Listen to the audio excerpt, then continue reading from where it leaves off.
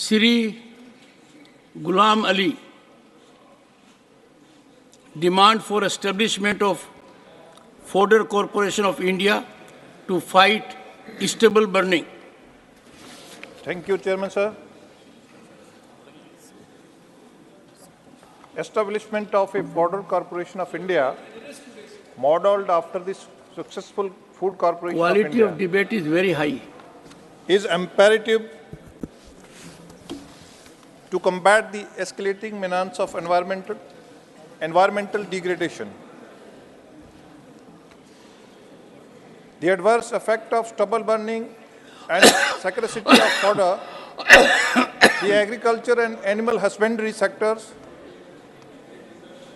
crucial components of India's economy, face a pressing challenge with the traditional practice of burning stubble crop residues.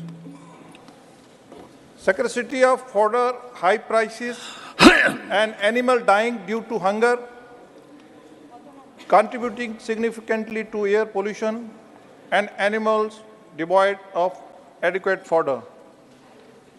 A dedicated fodder corporation would play a pivotal role in addressing this issue by promoting sustainable agriculture practices. It could incentivize farmers to adopt alternative methods for managing crop residues, such as converting them into fodder for livestock. By establishing efficient collection center and processing units, the corporation can streamline the conversion of crop residue into nutrient-rich fodder, reducing the reliance on environmentally harmful practices like stubble burning. Chairman, sir, moreover, the Fodder Corporation can act as a catalyst for rural development by creating employment opportunities and promoting the use of eco-friendly technologies. By integrating modern farming techniques and providing training to farmers, the corporation can enhance agricultural productivity while mitigating the environmental impact of traditional practices. In essence, the establishment of Fodder Corporation of India is not just a necessity, but a strategic imperative for fostering sustainable agriculture, preserving the environment, and safeguarding the well-being of future generations. It represents the forward-thinking approach to balance agricultural needs with environmental conservation, ensuring a harmonious coexistence between farming practices and ecological integrity. I urge government to establish Food Corporation of India. Thank you. Sri Subhash Chandra Bose Pilli demand for mega food storage plan. Respected Chairman, sir. Thank you, sir. The world's largest grain storage plan in cooperative sector seeks to address crucial objectives of strengthening market infrastructure and ensuring better prices to farmers. However, the scheme has faced conflicts with farmer producers organizations and inefficiencies in agricultural cooperatives.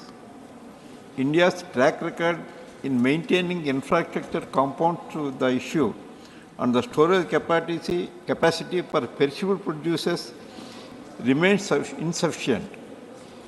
Managing food quality has been problematic, as the PDS have been known to distribute poor quality grains due to outdated storage infrastructure.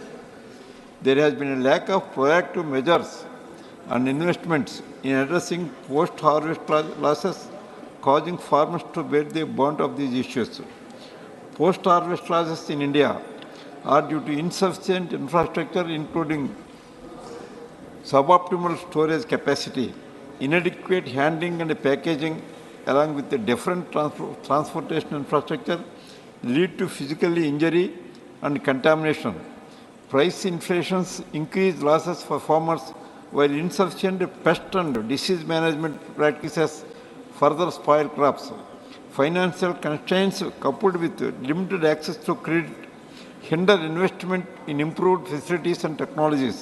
I would request the Honorable Minister for Food and Public Distribution to modernize the existing storage, including separate capacity for horticultural crops, and introduce more schemes focusing on processing perishable items.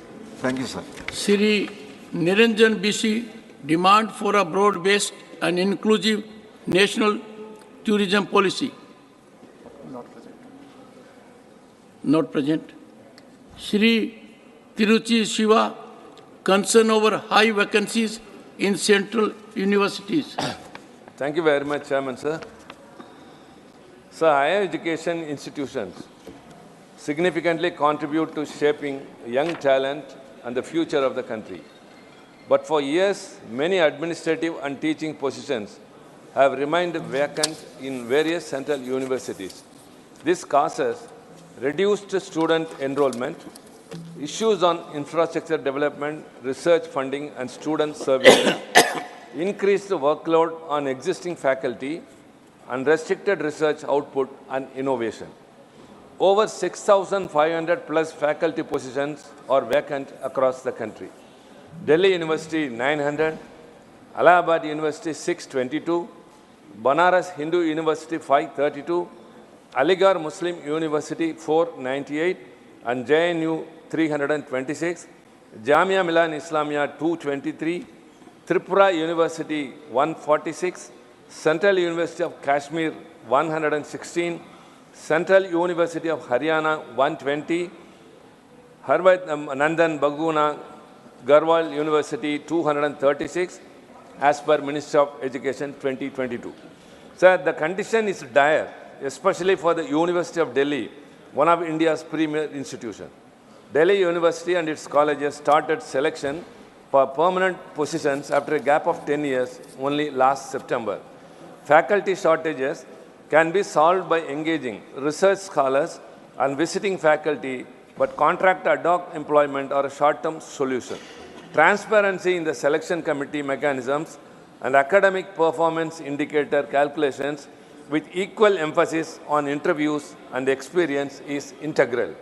Education outlay was hiked by 8% in the Union Budget 2023-24. This needs further improvement. For a future perspective, pedagogic reforms and synchronization of recruitment processes with best global practices are needed. I urge the government to look into the matter. Thank you very much, sir. There should be a word of appreciation. After a long gap, Delhi University, under Vice Chancellor Professor Umesh Singh, has effected massive recruitment, very transparently, very effectively. The point is well taken. Shri Krishnalal Pawar, demand of housing for scheduled caste. There is a disclaimer. I am Chancellor of Delhi University, because Derek was looking at me. So there is a disclaimer. I am Chancellor Delhi University, therefore I know about it. धन्यवाद मान्यवर। मान्यवर, मैं आपके माध्यम से सदन का ध्यान एक गंभीर विषय की ओर आकर्षित करना चाहता हूं। मान्यवर, यद्यपि प्रधानमंत्री आवास योजना के माध्यम से गरीबों को काफ़ी राहत मिली है, लेकिन एक लंबे समय से छोटे छोटे घरों में इनके परिवार बड़े हो गए हैं तथा बहुत से गांव में या तो पंचायती ज़मीन नहीं थी या तो चकबंदी नहीं हुई है। मान्यवर, मेरा भारत सरकार से सुझाव है, ऐसे तमाम मामलों में ज़मीन अधिग्रहण करके गरीबों के लिए रिहायशी मकान बनाए जाएं। इसके रीत मेरा एक सुझाव भी है, जिस परिवार में 5 से ज़्यादा वयस्क लोग हों, उनको 2 यूनिट मानकर 2 रिहायशी मकान दिए जाएं। इसी से प्रधानमंत्री जी की गरीब कल्याण योजना का सपना साकार होगा। धन्यवाद मान्यवर। Shri R. Girirajan, demand to include Tamil Nadu in the National Cyclone Risk Mitigation Project and establish multi-purpose cyclone center at vulnerable locations. Of the 7,516 kilometer long coastline of India, close to 5,700 kilometers is prone to cyclones and tsunamis. 68% of the cultivable area is vulnerable to drought and hilly areas are at risk from landslides. The coastal areas of Tamil Nadu are increasingly vulnerable to tropical cyclones and the consequent recurrent loss of life and property. The establishment of multi-purpose cyclone center is the main objective of the National Cyclone Risk Mitigation Project and is to minimize vulnerability to cyclones and make people and infrastructure disaster resilient in harmony with the conservation of the coastal ecosystem in the cyclone hazard-prone area. In the first phase, the government had constructed 567 such multi-purpose cyclone centers in Odisha, Andhra, Gujarat, and West Bengal, but not a single MCC was constructed in Tamil Nadu, which has been revenged frequently than any other state in the country. Out of 353 MCCs in the second phase, 112 in Gujarat, 27 in Kerala, 11 in Karnataka, 13 in Maharashtra, 150 in West Bengal, 40 in Goa are to be constructed. Tamil Nadu was revenged continuously from tsunami in 2004 and cyclones Thane, Nilam, Varda, Okki, Gaja, Nivar and Mandos. I urge the Union Government to include Tamil Nadu in the National Cyclone Risk Mitigation Project to establish multi-purpose cyclone center at vulnerable locations and take appropriate measures for prevention, mitigation, capacity building and preparations to combat cyclone storms in the coming years. Thank you, sir. Sri Lair Singh Siroya demand to boost destination wedding economy in Bharat. ಸನ್ಮಾನ್ಯ ಸಭಾಪತಿಗಳೇ, ನಮಗೆ ಅವಕಾಶ ಮಾಡಿಕೊಟ್ಟಿದ್ದಕ್ಕೆ ತಮಗೆ ಧನ್ಯವಾದಗಳು. Honourable chairman sir, आपका बहुत बहुत धन्यवाद. आपका बहुत बहुत धन्यवाद. I draw attention to the potential and creating awareness about destination weddings in India and its impact on our economy, sir. Recently, Honorable PM Shri Narendra Modi spoke about rich families celebrating destination weddings in foreign locations and urged the citizens to choose Bharat as the wedding destination. There is a great possible of creating destination weddings economy in the Bharat. While weddings are traditionally viewed as a personal celebration, their collective impact on the economy is substantial. Wedding festivities contribute significantly to the thriving service sector such as banquet halls, hotels, event management, catering, flower decoration, travel services, photography, music orchestra, etc., etc. Honorable Chairman, sir, the consumption of these diverse services generates numerous job opportunities. According to the estimate from the Confederation of All India Traders, around 5,000 destination weddings are held abroad each year, when an estimated expenditure is of rupees 50,000 crores and above. This trend underscores the need for concerted efforts to retain these celebrations within our country. Bharat boasts a plethora of enchanting locales, ranging from breathtaking natural landscapes, sacred temples, towns, to royal palaces and secluded islands. These places have the potential to become destination not only for Indian weddings but also for international events. The spiritual aspect of civilizational interest of our land with further attract foreign nationals and Indians staying abroad. I urge the government to take proactive initiative such as policies formulation, creation of dedicated portal or launch of an informative campaign which would raise awareness about the possibilities of hosting destination weddings within our country and contributing positively to our economy, sir. Thank you very much, sir. Srimati J.B. Mather Hisam, demand for enhancement of salary and other service benefits of Anganwadi employees. Chairman, sir, I am deeply obliged by the opportunity, and the special mention is on the subject demand for enhancement of salary and other service benefits of Anganwadi employees. The Anganwadi workers and helpers who are shouldering the immense responsibility of catering to the nutritional and various other developmental needs of the children, and also to the nutritional programs for the adolescent girls and pregnant women, are now in distress. There is no hike in their salary for the past 7 years. The present monthly salary of Anganwadi helpers is Rs 12,000 and that of Anganwadi workers is Rs 8,000 in Kerala. This should be enhanced to a minimum of Rs 21,000. There should be provision to bring about their salary revision along with that of government employees. Even though subscription amount is being collected towards Anganwadi workers and helpers welfare fund, benefits are not enhanced in accordance with the amount collected. Chairman, sir, Anganwadi employees are facing various difficulties in performing their duties on a daily basis.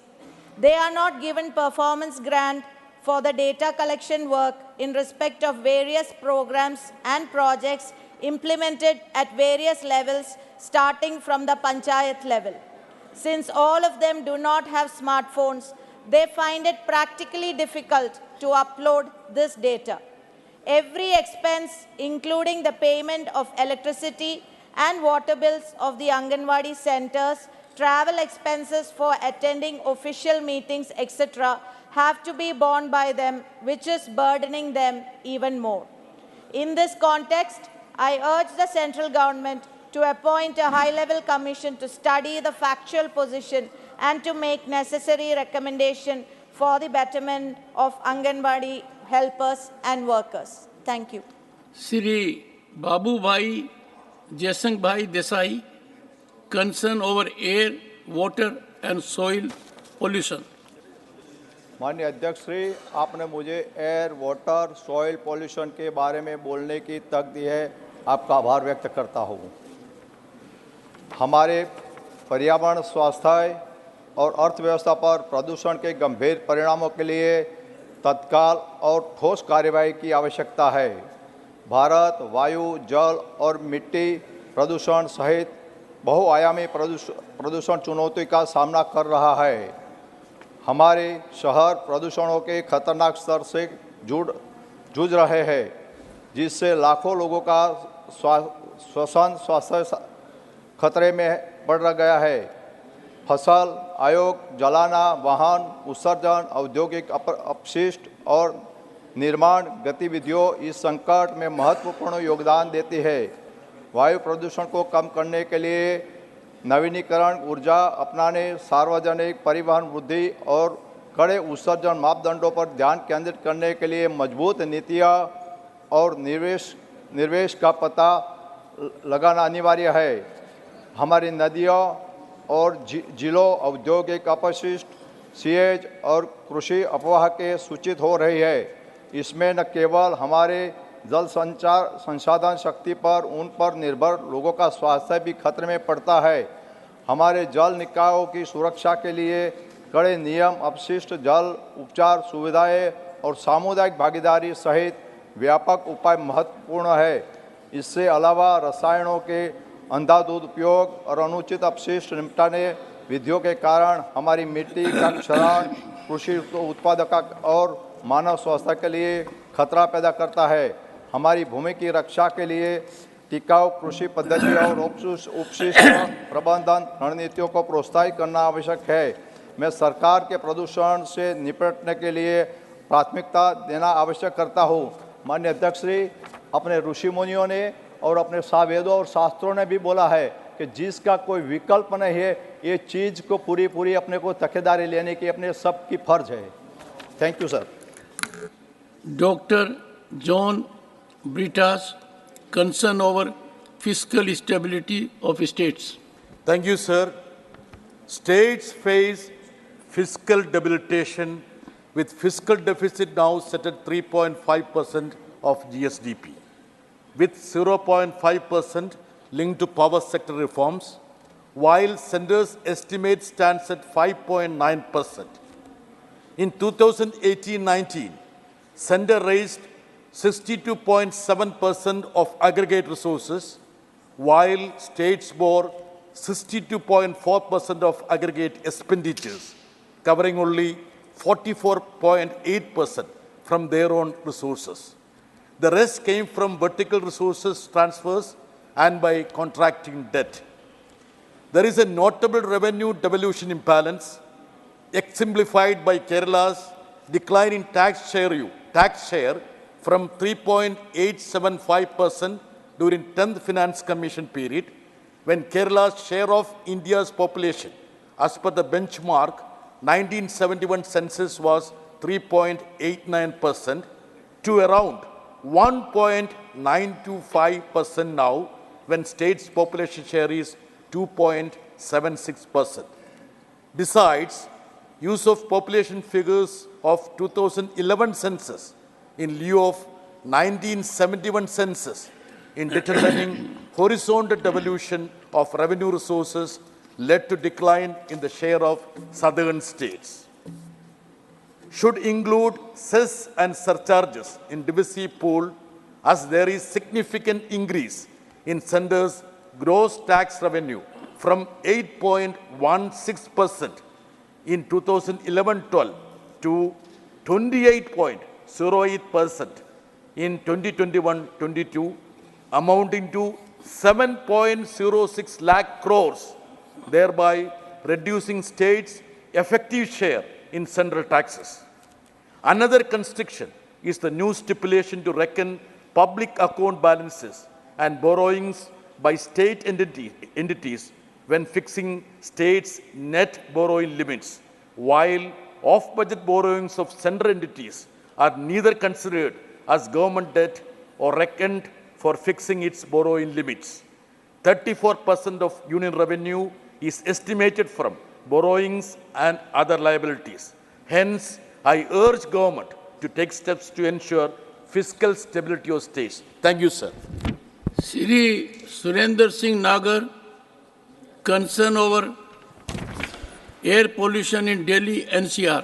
सभापति जी, Delhi NCR में हवा प्रदूषण में वृद्धि हुई है, जिसका अधिकांश दोष किसानों पर लगाया जा रहा है। पराली जलाना इसका महत्वपूर्ण कारण बताया जा रहा है। दिल्ली एनसीटी की प्रदूषण गतिविधियों में अगर आप देखें तो वाहन एमिशन का जो कंट्रीब्यूशन है वो लगभग 40% है। दिल्ली एनसीटी में प्रदूषण के लिए अन्य राज्यों में पराली जलाने की घटनाओं को जिम्मेदार माना जा रहा है, जबकि ये विडंबना है कि पराली जैसी जलाने की घटनाओं का उच्चतम प्रतिशत जो है पंजाब से सामने आया है। 2022 की इस अवधि के मुकाबले 63% अधिक मामले पंजाब से आए हैं। अगर अन्य राज्यों के वो आंकड़े देखें तो इस संबंध में हरियाणा में 2022 में पराली जलाने की घटनाओं में 39% कमी आई है। उत्तर प्रदेश में लगभग 65% पराली जलाने के मामले में कमी आई है। जैसे राज्यों के, इसलिए मैं इससे राज्यों के नेतृत्व की सराहना करता हूं, जिन्होंने अपनी नीतिगत बदलाव लागू किए, पराली जलाने के विकल्प जैसे बायोडिकम्पोजर को बढ़ावा दिया। अंत में मैं किसानों पर दोष लगाने की बजाय दिल्ली एनसीटी को पड़ोसी राज्यों के साथ मिलकर वाहन निर्माण, विध्वंस, अन्य गतिविधियों सहित सभी स्रोतों से प्रदूषण को संबोधित करते हुए पहल करनी चाहिए। मैं माननीय पर्यावरण जलवायु मंत्री से दिल्ली सरकार से वायु प्रदूषण गुणवत्ता प्रथाओं में हस्तक्षेप करने का अनुरोध करता हूं। Dr. Shantanu Sen, demand for release of funds under National Health Mission to West Bengal. Thank you, sir.